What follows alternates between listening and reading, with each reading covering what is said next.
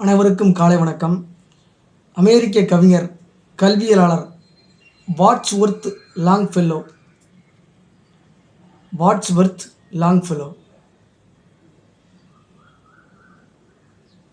உலக புகழ்பெற்ற கவிஞர் கல்வியாளர் ஹென்றி வாட்ஸ்வொர்த் லாங்ஃபெல்லோ வாட்ஸ்வொர்த் அமெரிக்காவின் போர்ட்லாண்ட் நகரில் பிறந்தவர். 1807ஆம் ஆண்டு. பள்ளியில் மிகவும் கெட்டிக்கார மாணவர் என்று பெயர் பெற்றவர். கற்பதிலும் புத்தகம் வாசிப்பதிலும் இவருக்கு இருந்த ஆர்வத்தை அம்மா ஊக்கப்படுத்தினார். பல புத்தகங்களை வாங்கி கொடுத்தார் அம்மா. தனது முதல் கவிதையை வெளியிட்ட போது லாங்ஃபெல்லோவுக்கு வயது 13. போர்டன் கல்லூரியில் 15 வயதில் சேர்ந்தார். பட்டப்படிப்பு முடிப்பதற்குள் 40 கவிதைகளை வெளியிட்டார். ஐரோப்பிய நாடுகளுக்கு சென்று பிரெஞ்சு, ஸ்பானிஷ், ஜெர்மன், இத்தாலி, போர்ச்சுகீசிய மொழிகளை கற்றுக்கொண்டார்.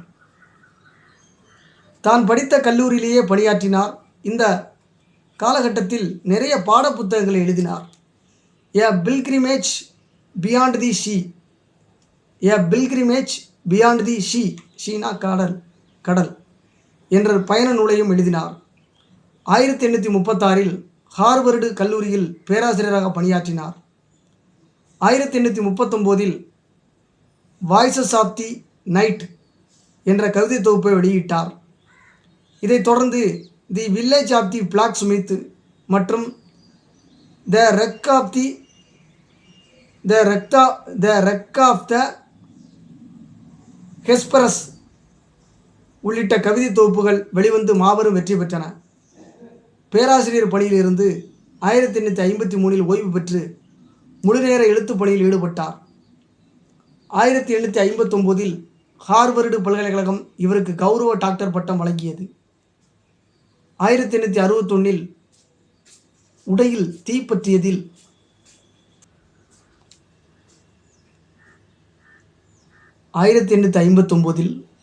ஹார்வர்டு பல்கலைக்கழகம் இவருக்கு கௌரவ டாக்டர் பட்டம் வழங்கியது. பேராசிரியர் பணியிலிருந்து 1853இல் ஓய்வு பெற்று முழுநேர எழுத்து பணியில் ஈடுபட்டார். 1859இல் ஹார்வர்டு பல்கலைக்கழகம் இவருக்கு கௌரவ டாக்டர் பட்டம் வழங்கியது. ஏற்கனவே சொல்லிட்டோம். 1861இல் உடையில் தீப்பற்றியதில் மனைவி இறந்தார். அவரை காப்பாற்றும் முயற்சியில் இவருக்கும் பலத்த காயம் ஏற்பட்டது. முகத்தில் தீக்காயம் ஏற்பட்டு சவரம் செய்ய முடியாமல் போனதால் நீண்ட தாடியும் வளர்ந்தது.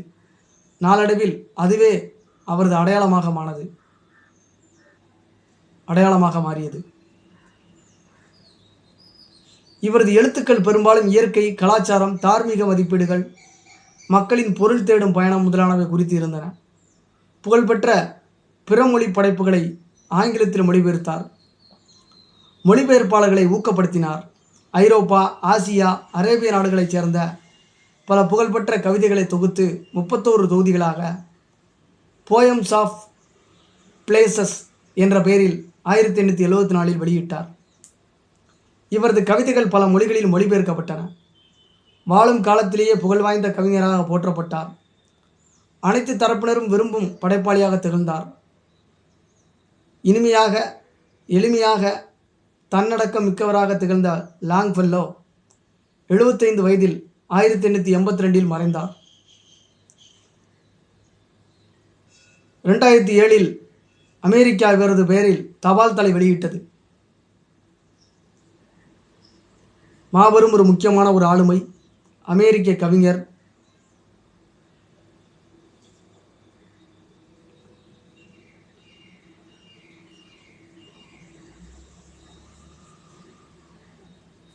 அமெரிக்க கவிஞர் கல்வியாளர் வாட்ஸ்வொர்த் லாங்ஃபெல்லோ பிறந்த தினம் என்று முக்கியமான ஒரு நபர்.